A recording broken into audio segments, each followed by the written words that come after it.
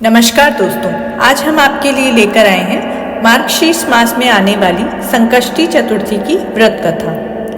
एक बार पार्वती जी ने गणेश जी से पूछा कि अहगन कृष्ण चतुर्थी संकटा कहलाती है, उस दिन किस गणेश की पूजा किस रीति से करनी चाहिए।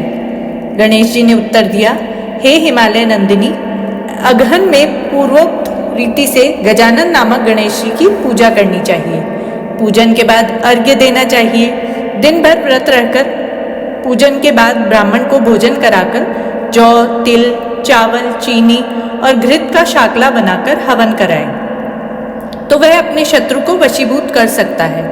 इस संबंध में हम एक प्राचीन इतिहास सुनाते हैं। प्राचीन काल में त्रेता युग में दशरथ नामक एक प्रतापी राजा थे। वे राजा आखेट प्रिय थे। एक बार अनजाने में उन्होंने एक श्रवण कुमार नामक ब्राह्मण का आखेट में वध कर दिया। उस ब्राह्मण के अंधे माँ बाप ने राजा को शाप दिया कि जिस प्रकार हम लोग पुत्र शोक में मर रहे हैं, उसी भांति तुम्हारा भी पुत्र शोक में मरण होगा। इससे राजा को बहुत चिंता हुई। उन्होंने पुत्रेष्टि यज्ञ करवाया।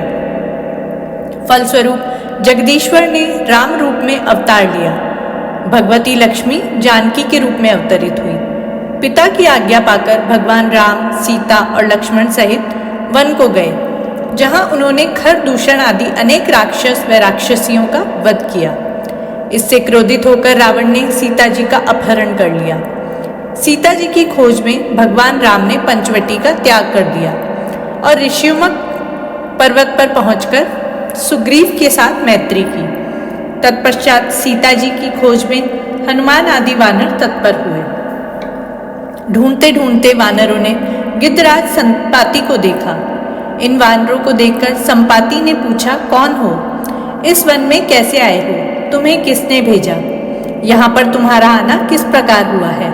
संपाति की बात सुनकर वानरों ने उत्तर दिया कि भगवान विष्णु के अवतार दशरथ नंदन राम जी, सीता जी और लक्ष्मण जी के साथ दंडक वन में आए हैं। वहां पर उनकी पत्नी सीता जी का अपहरण कर लिया गया है।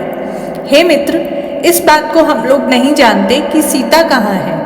उनकी बात सुनकर संपाति ने कहा कि तुम सब रामचंद्र के सेवक होने के नाते हमारे मित्र हो।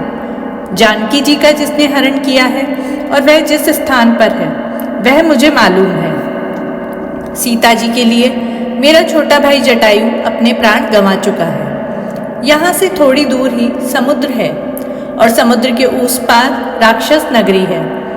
वहां अशोक के पेड़ के नीचे सीता जी बैठी हुई है। रावण द्वारा अपहृत सीता जी अभी भी मुझे दिखाई दे रही है। मैं आपसे सत्य कह रहा हूं कि सभी वानरों में हनुमान जी अत्यंत पराक्रमशाली है, अतः उन्हें वहां जाना चाहिए। केवल हनुमान जी ही अपने पराक्रम से समुद्र लांघ कर सकते हैं। अन्य कोई भी इस कार्य में समर्थ नहीं है। संपाति की बात सुनकर हनुमान जी ने पूछा कि हे संपाति, इस विशाल समुद्र को मैं किस प्रकार पार कर सकता हूँ? जब हमारे सब वानर उस पार जाने में असमर्थ हैं, तो मैं ही अकेला कैसे पार जा सकता हूँ? हनुमान जी की बात सुनकर संपाति ने उत्तर दिया कि हे मित्र, आप संकट नाशक गणेश चतुर्थी का व्रत कीजिए। उस व्रत के प्रभाव से आप समुद्र को क्षण भर में पार कर लेंगे।